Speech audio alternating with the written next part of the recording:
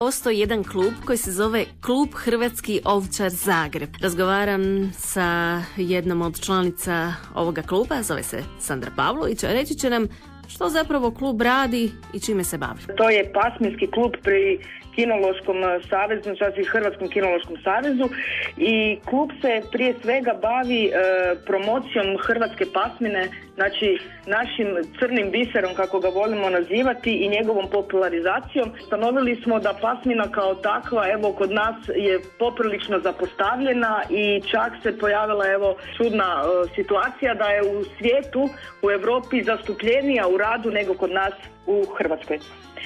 Mi to želimo promijeniti i zato pokušavamo i sam uzgoj orijentirati na njihov praćenje njihovih radnih sposobnosti i sve što su oni u stanju napraviti. Postoje još drugi klubovi hrvatskih ovčara u Hrvatskoj, oni se više bave uzgojem, a kažem, mi smo orijentirani na rad. Što je to tako posebno u pasmini hrvatski ovčar, odnosno za one koji ne znaju kako izgleda i koje su mu glavne karakteristike? Znači, hrvatski ovčar je srednje velik pas, crne boje dlake, kovrđav.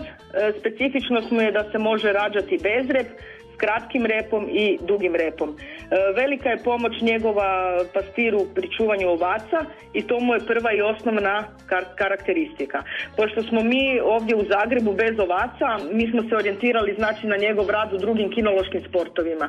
On je vrlo zdrava pasmina, znači nije iskvarena nekim velikim uzgojima, tako da su jako energični i dugovječni psi.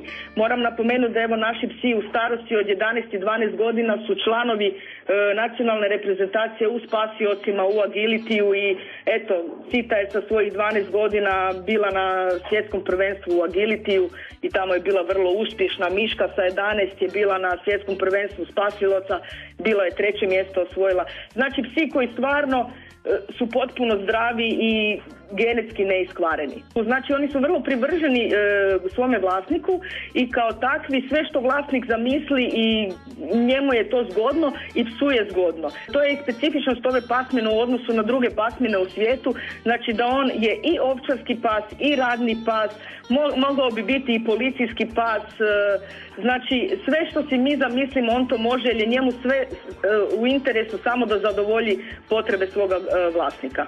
E pa zato vi organizirate radno prvenstvo hrvatskih ovčara. Ono će se održati u studenom, ima do tada još puno vremena, ali i vi imate puno posla da biste pripremili to radno prvenstvo. Evo, mi smo se odlučili ove godine organizirati drugo radno prvenstvo koje će se dešavati u periodu od 16.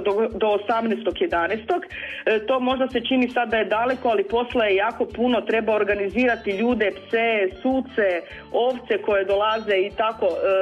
Pa pozivamo i sve slušatelje, znači iz drugih dijelova Hrvatske koji se bave možda ovčarstvom, neka dođu, neka pokažu što njihovi psi sa ovcama rade, jer je to u Zagrebu sigurno ljudima jako interesantno za vidjeti.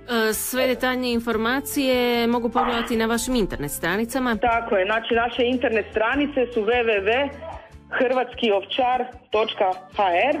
Znači, ima nas i na Facebooku, može se naći na stranicama, znači drugo radno prvenstvo hrvatskih ovčara, ljudi se mogu nas i tamo potražiti. Evo, kogod je zainteresiran vezan uz naš rad, naš klub, samo prvenstvo, dobro došao je. Razgovarali smo sa Sandrom Pavlović iz kluba Hrvatski ovčar Zagreb. Hvala lijepo i do slušanja.